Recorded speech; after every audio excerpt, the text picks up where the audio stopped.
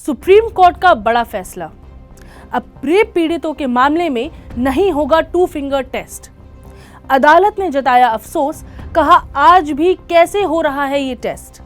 मगर आखिर क्या होता है 2 फिंगर टेस्ट और क्यों लगाई गई है इस पर रोक, क्यों कर दिया है इसे अदालत ने बैन।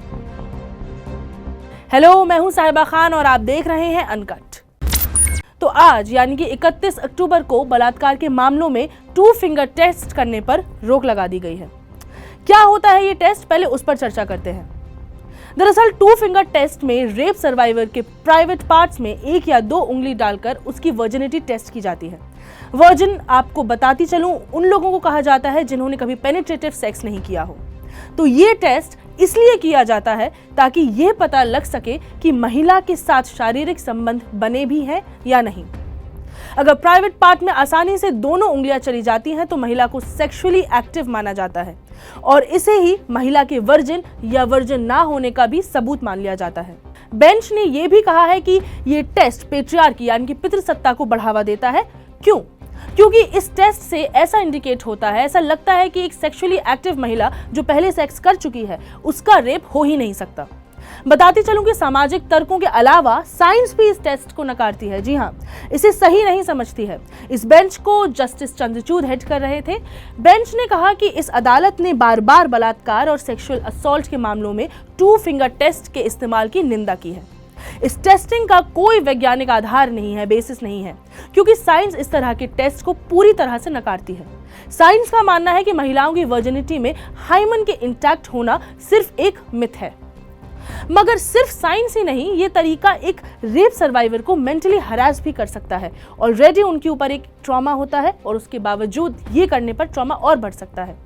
इससे पहले भी राजेश बनाम हरियाणा राज्य के मामले जो 2013 में हुआ था, उसमें सुप्रीम कोर्ट ने 2 फिंगर टेस्ट को असंवैधानिक यानी कि अनकॉन्स्टिट्यूशनल माना है। Department of health and family welfare से ये कहा गया है कि वो गाइडलाइंस जारी करे फटाफट और सभी सरकारी और प्राइवेट हॉस्पिटल्स में इसे सर्कुलेट कराएं। यहां तक कि मेडिकल की किताबों में भी इस पर्टिकुलर तरीके को हटाने की गाइडलाइंस जारी कर दी गई हैं। ये पहली बार नहीं है कि जस्टिस चंद्रचूड़ ने ऐसा प्रोग्रेसिव डिसीजन दिया है। उन्होंने भारत के इतिहास में आज तक के 3 सबसे बड़े और प्रोग्रेसिव जजमेंट्स दिए हैं। एक तो आर्टिकल 377 को हटाया गया है जो होमोसेक्सुअलिटी को क्रिमिनलाइज करता था। दूसरा, गैर शादीशुदा औरतों के लिए अबॉर्शन के हुकूक एक्सटेंड कराए हैं। और तीसरा, लैंडमार्क शबरीमला जजमेंट जहां व्यस्त महिलाओं का जाना प्रतिबंधित था, उसे भी हटाया है। कई लोग कहते हैं कि लॉ ही तो आया है, इससे क्या बदलाव आएगा। मगर मेरा मानना है कि किसी भी सामाजिक दिक्कत पर अगर कोई लॉ, कानून आ जाता है तो कम से कम लोगों में उसका कुछ तो डर बनता है कि भाई ये अब नहीं कर सकते।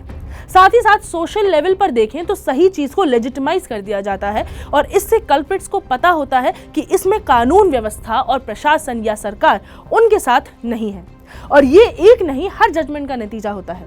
जजमेंट्स से ही समझ आता है कि अदालत और सिस्टम कितने पानी में है।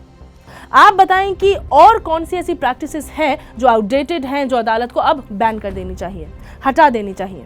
कमेंट्स में बताएं। फिलहाल मुझे दे इजाजत। मैं हूं साहिबा खान और आप देख रहे हैं अनकट।